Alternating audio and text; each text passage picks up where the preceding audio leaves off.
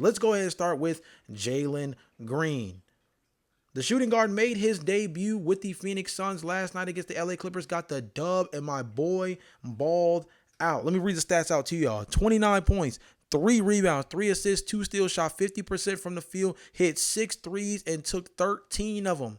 So shot just about 45% from beyond the arc, was a plus 30, and played 23 minutes in the game.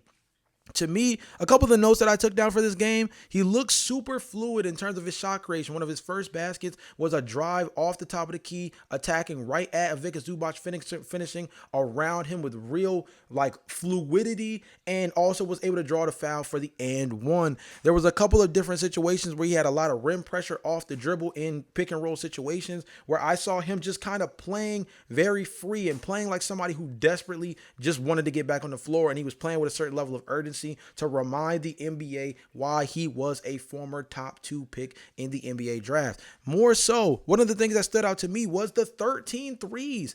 If he's going to play next to somebody like Devin Booker, he has to be a 2 guard who can spread the floor. Devin Booker already has the ability to take over that point guard role. He's shown that in a handful of different seasons, that he has improved year after year at being a playmaker. I think he's already averaging 7 assists so far this season. Yeah, we discussed that last pod, that the last 2 years he's averaged 7 assists and shown more playmaking chops as somebody who's had to take more of a facilitating role. We know he can score 30 on a nightly basis, but his ability to set people up has been what set him apart over the last couple of years, despite the fact that people don't view him in the same light as when he was making that run through the Western Conference into an NBA Finals appearance.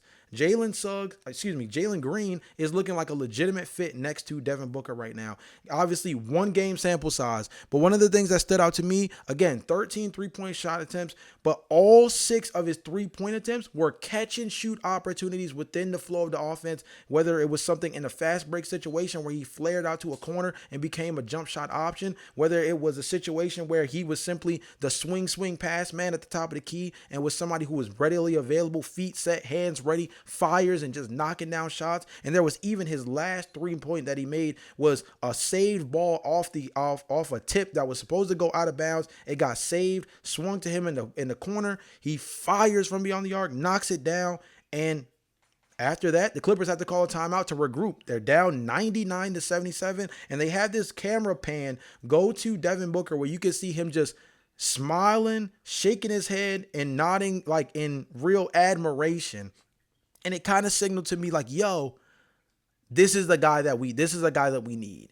You know, these first handful of games, we haven't had a true secondary shot creator. You've had good 3-point shooting from someone like Grayson Allen and Royce O'Neal, who are both shooting about 37+% from beyond the arc so far, but nobody who can really truly create offense next to Devin Booker on that perimeter right now. And Jalen Green came in and really showed what he's worth. Now, the most important thing for him, because this was the biggest knock on him with Houston, is his ability to create off the ball offense for himself. And again, I think that's where the knockdown 3-point shots come from. And I think the fact that he took 13 threes also shows that he heard the chirping. One of his most negative reviews in terms of his play style is that he's somebody that relies so heavily on his athleticism that his lack of a consistent 3-point shot has held him back as a developing on-ball weapon, and more so as a guy who you can actually play free-flowing offense with. One of the biggest reasons why him and Alperen Sengun tend to stagger when one was great versus the other was because when Jalen Green was the most effective,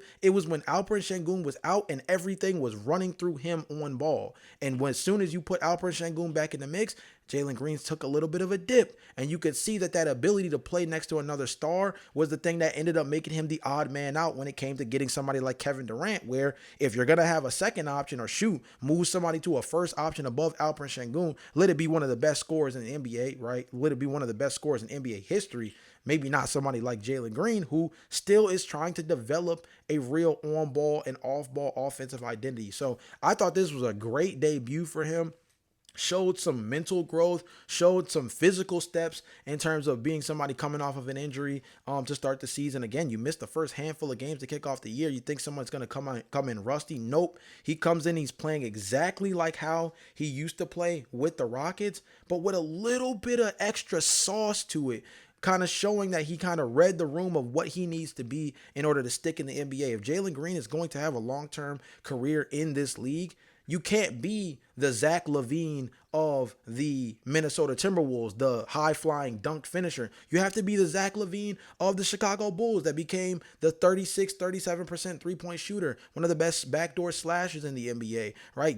If that's the comp that he got, and that's the comp he got coming out of college, coming out of G League Ignite, if Jalen Green is going to live up to having a long-term career in the NBA and play to the comp of someone like a Zach LaVine, you want to lean into being a much more effective, high volume and efficient three-point shooter that just so happens to have the athleticism to be a backdoor cutter, a big-time slasher, someone you can give the ball to at the top of the key and operate in pick-and-roll situations where you have to be fearful as the big man if he comes to slash and he comes driving down that paint that you might possibly find yourself in a poster. That's what's going to make Jalen Green so special. We've seen signs of it. We've seen signs of it through his early portion of his career in Houston. I think that Phoenix is going to help him embrace that much more, especially because of the fact that, quite frankly, past Devin Booker, he kind of has to be that guy for this team to win games on a night-to-night basis if they want to be anything beyond just a middle-of-the-pack squad. I saw something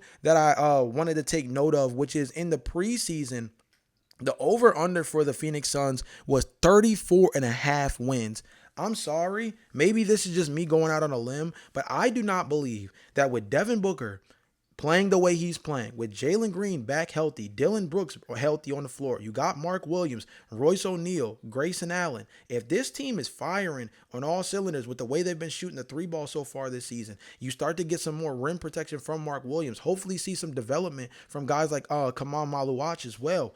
This is a team that I think at least wins 40 games. I don't know if that means you make it to the postseason because the Western Conference is that dense, but this is a team that's going to fight way above the 34.5 game threshold that they're set for the over-under. I'm hitting a hard over on that over-under. And anybody who went over when that line was set, good on you, because I think you're going to win some real money. Next up,